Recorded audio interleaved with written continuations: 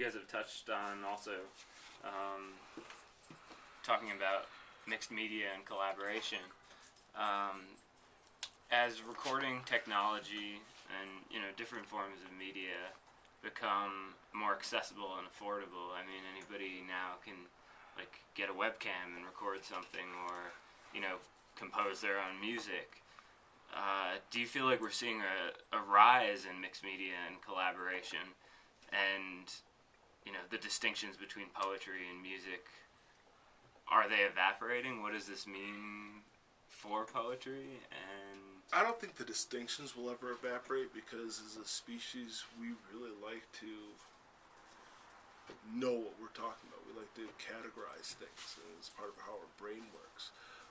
But I do see that increase in collaboration, and I see it as a very good thing.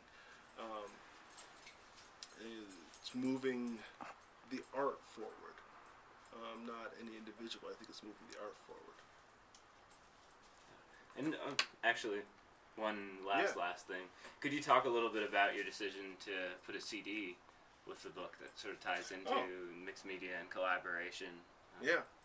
Because that's another thing you don't see much with anthologies, or I don't think I've seen ever. It's unfortunate. Yeah, I personally, and I think Rob does too, that poetry, music, arts shouldn't just be seen.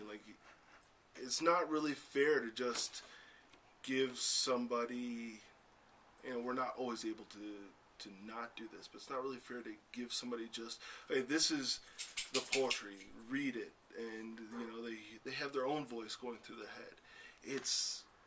You're opening up a much broader market. You're opening up people we were talking about earlier, preaching in the choir. Well, you're opening up a whole broad spectrum of people who may not be the choir when you put a CD in there. Because maybe they won't read the book, but they'll listen to the CD and, oh, wow, that was really cool. And it'll bring them back to the book.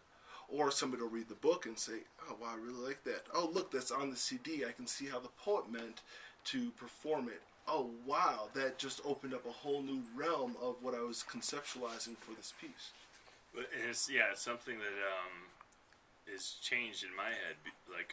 Just a couple of years ago, I just kind of write, and poetry is, a verbal thing, but I was always just writing it as a written thing. And then since we've been doing the readings and in a combination with the current election stuff, it opened my eyes to the power of actually, it does change if you hear it being read out loud, and so instead of writing shorter things, I'm writing more longer things, and it's the difference between reading an Obama speech and hearing him fucking speak it type of thing. Yeah. And with the stuff that's coming out these days, the way people have been reading and that are in this book, it reads super fucking good.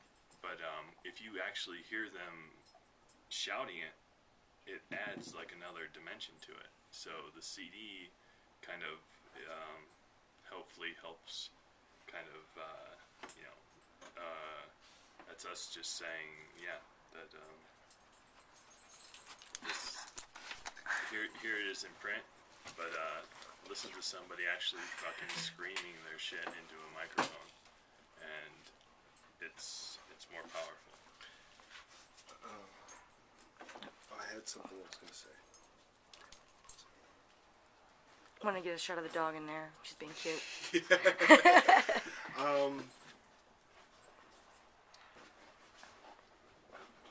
Poetry itself, I think it's best as a live art form. And putting a CD in there is getting it closer to having a book that is a piece of live art.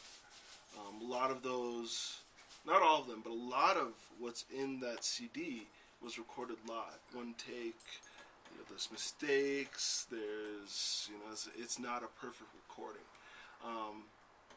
But that is part of poetry. That is part of the writing process. That's part of the reading, performing process.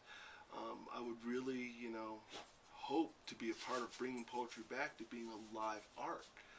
That isn't just something that's read on the page. Oh, poetry is this book that you buy and you read, oh, that's a poem.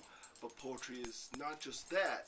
It's also this performance that you go see that isn't just somebody standing there reading their poetry to a quiet and submissive crowd, but it is somebody's heart that is being spoken to a group that is engaged with it, that is in some sense taking a part of it, whether it's through active listening or actually performing in that piece. I mean, last week we had, at the reading series, we had Jonathan Montgomery got up and he read his battle poem, but his battle poem wasn't just him reading it. I mean, the whole crowd was involved. They were banging on tables, stomping on the floor, repeating lines, just making random noises, and that was part of the poetry.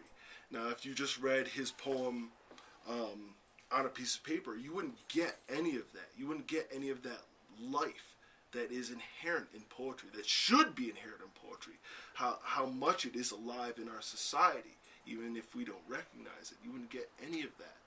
And I think that is, a very important part of the process. It shifted to, the Jonathan thing was this huge, the whole room is tuned into it, and it's for a poem, where when we first started the reading,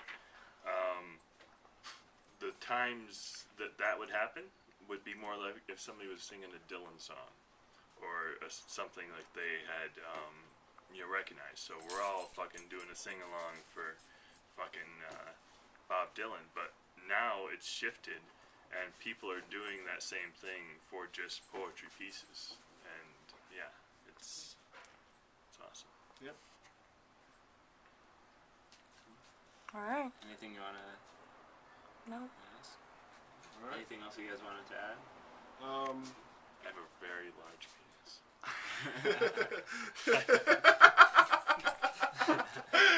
Oh goodness! Thank you. Thank you for that information, Rob. That poetry, arts, it's about love. It's about, and not this wimpy Disney-esque version of love. It's about the more complete version of love that is angry sometimes, is occasionally violent, is sexual, is raunchy. It's about bringing the whole human experience together as one expression. And that is love, and that is poetry, that's art. And I want everybody to know that. I want everybody to realize that poetry isn't just this thing over here. Poetry is love, in the sense that it is everything brought together. And anything that breaks your heart. Yeah. These things are extremely valid. They're part of our human experience. And God, our human experience, from the highs to the lows, is fucking beautiful. It is absolutely beautiful.